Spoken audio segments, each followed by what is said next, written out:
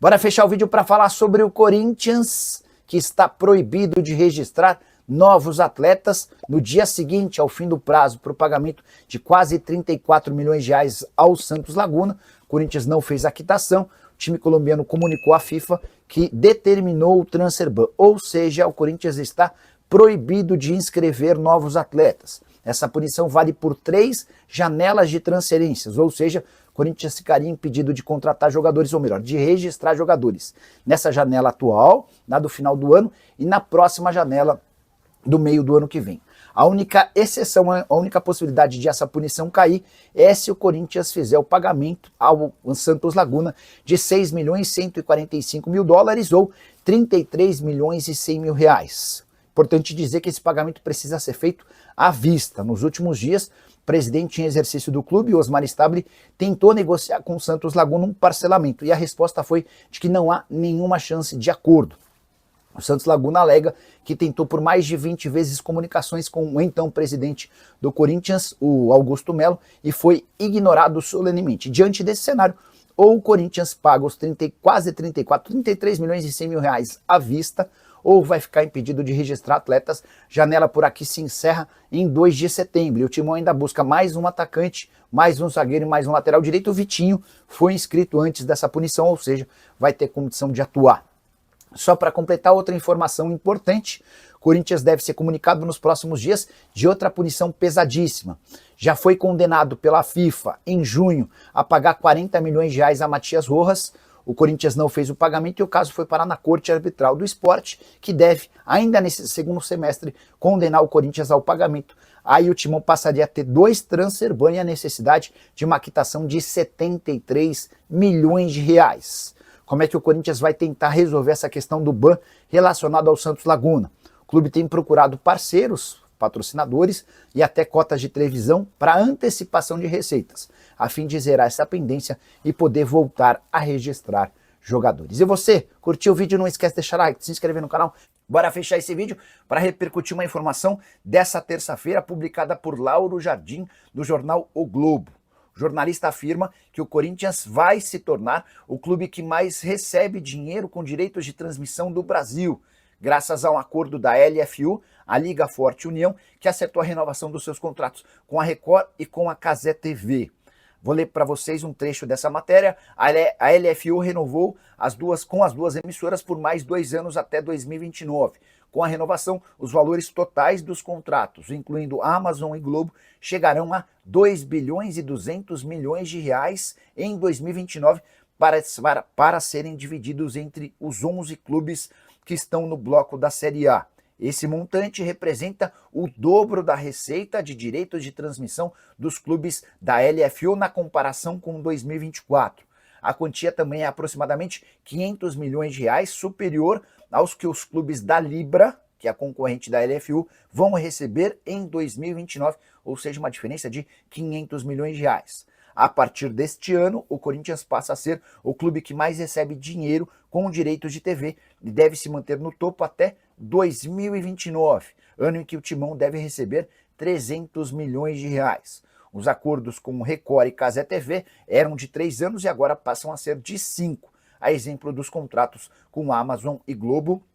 Enquanto o Corinthians passa a ser o clube que mais arrecada, o Flamengo não se cansa de reclamar por ter perdido um caminhão de dinheiro na renovação dos seus contratos. O presidente atual BAP reclama demais do seu antecessor Rodolfo Landim por conta da perda de cerca de 100 milhões de reais por ano. E você, o que pensa sobre tudo que eu contei? Não esquece de usar o espaço para comentário. Também deixa seu like, se inscreve no canal. Bora falar agora sobre o Corinthians. Conversei com um dirigente importante do Timão nessa segunda-feira para saber se ainda existia alguma expectativa em relação ao pagamento dos 34 milhões de reais ao Santos Laguna para evitar o transfer ban, ou então um acordo entre o Corinthians e o time mexicano. E o que eu ouvi é de que o Corinthians não conseguiu dinheiro para fazer a quitação. Mais do que isso, Santos Laguna se recusa a fazer um acordo de parcelamento da grana. Tudo porque alega que procurou por 20 vezes Augusto Melo enquanto presidente para tentar um acordo. E nas 20 vezes nem sequer foi respondido. Foram trocas de mensagens por telefone, por e-mail, WhatsApp, enfim. O presidente, que sofreu impeachment nesse sábado, ignorou solenemente o time mexicano. Por conta disso, Santos Laguna afirma que procurou empréstimos bancários para solucionar a falta de dinheiro que contava por conta da transferência do Félix Torres e nesse momento só aceita receber os 34 milhões de reais à vista, não há possibilidade de parcelamento. Corinthians dessa maneira já entende que o transfer ban é questão de tempo, mas procura soluções para tentar fazer o pagamento nos próximos dias. Essa fonte corintiana com quem conversei também contou que não deve haver o transfer ban de forma imediata. O prazo termina na noite dessa segunda-feira. Na terça-feira, o Corinthians já é punido. A tendência é que esse processo demore 1, 2 ou até 3 dias. Então, no melhor dos cenários, o Corinthians teria até quinta ou sexta-feira para fazer o registro de novos atletas. Vale a lembrança de que a partir do momento em que a FIFA definiu o transfer ban, o Corinthians só volta a poder inscrever atletas quando fizer o pagamento dos 34 milhões de reais. Ao menos, Vitinho foi registrado no BID, o Boletim Informativo Diário da CBF, nessa segunda-feira. Com o Vitinho está tudo resolvido. Há outras necessidades no elenco corintiano. O Corinthians também busca mais um zagueiro, um lateral direito e outro atacante.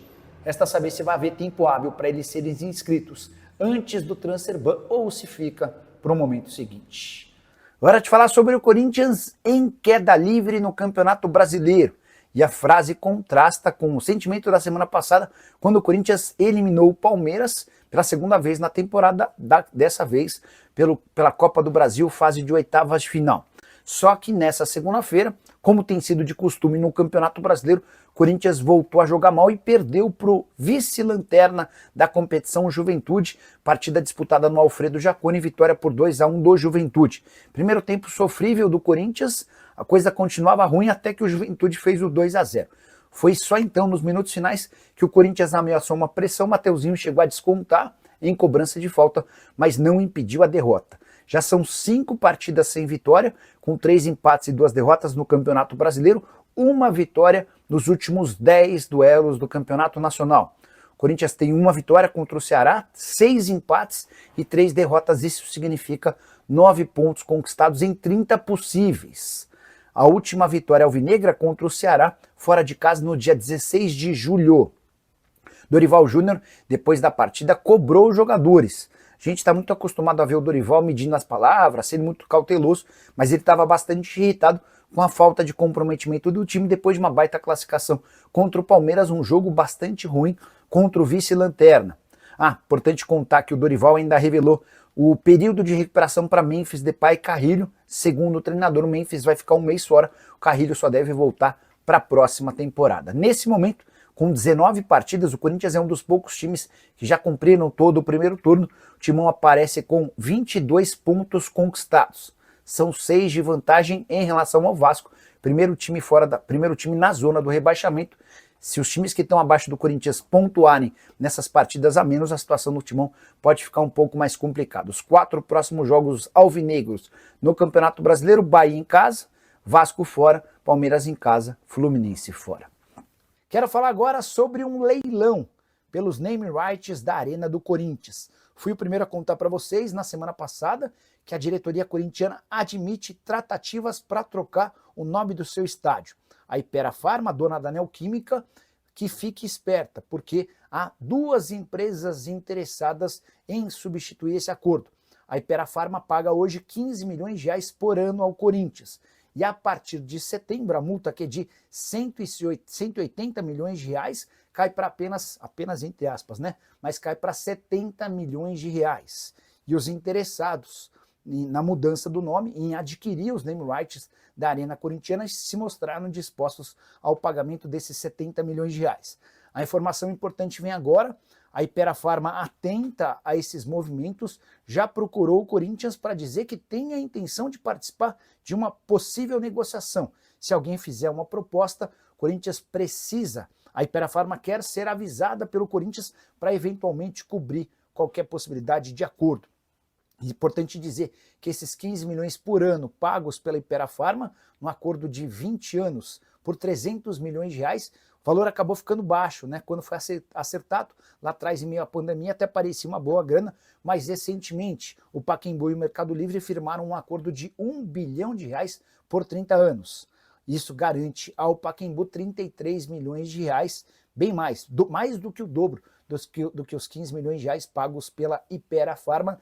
a tendência é que a gente tenha novidades sobre esse assunto a partir de setembro, com o Corinthians aumentando consideravelmente seu faturamento, e qualquer grana vinda desse acordo vai ajudar no pagamento do estádio. Só para completar, registrar que o Corinthians enfrenta o Juventude na noite dessa segunda-feira, precisando de vitória para se afastar da zona do rebaixamento. Até o Santos encostou no Corinthians. Depois de uma sequência de 2 vitórias, o Peixe, que até outro dia estava super ameaçado de rebaixamento, está a apenas 1 ponto de distância na tabela do Coringão. E você, o que pensa sobre tudo que eu contei? Já usa o espaço para comentário para registrar sua opinião. Só não esquece de deixar like, de se inscrever no canal. Hora de falar sobre o Corinthians, que acertou o empréstimo de 2 atletas nesse domingo, dia seguinte ao afastamento em definitivo de Augusto Melo. Corinthians emprestou Léo Maná e Diego Palacios. Léo Maná, que é lateral direito formado na base do clube, vai defender o Criciúma até o fim da temporada. Já Diego Palacios, que havia sido contratado do futebol dos Estados Unidos e que praticamente não jogou vestindo a camisa do Corinthians por conta de uma série de lesões, será reforço do Karpat da Ucrânia, também por empréstimo. Corinthians busca diminuir sua folha e, mais do que isso, abrir espaço para jogadores mais úteis. Por exemplo, o Léo Maná não conseguia nem ser o reserva imediato do Mateuzinho na lateral direita. Quem vinha quebrando o galho quando o Mateuzinho não podia jogar é o zagueiro Félix Torres. Em relação ao Palacios, quarta opção da lateral esquerda, ele estava atrás de outros 3 jogadores, o Angeleri, o Hugo e o Matheus Bidu.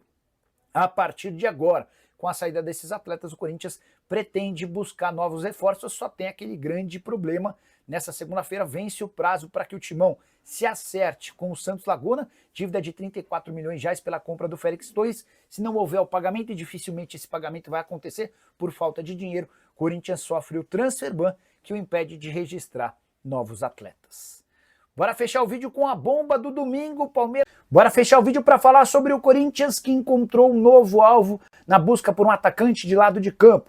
Trata-se de Caio César, jogador de 21 anos de idade, revelado na base do Curitiba e que pertence ao Al Hilal, time que já foi de Neymar, de Jorge Jesus.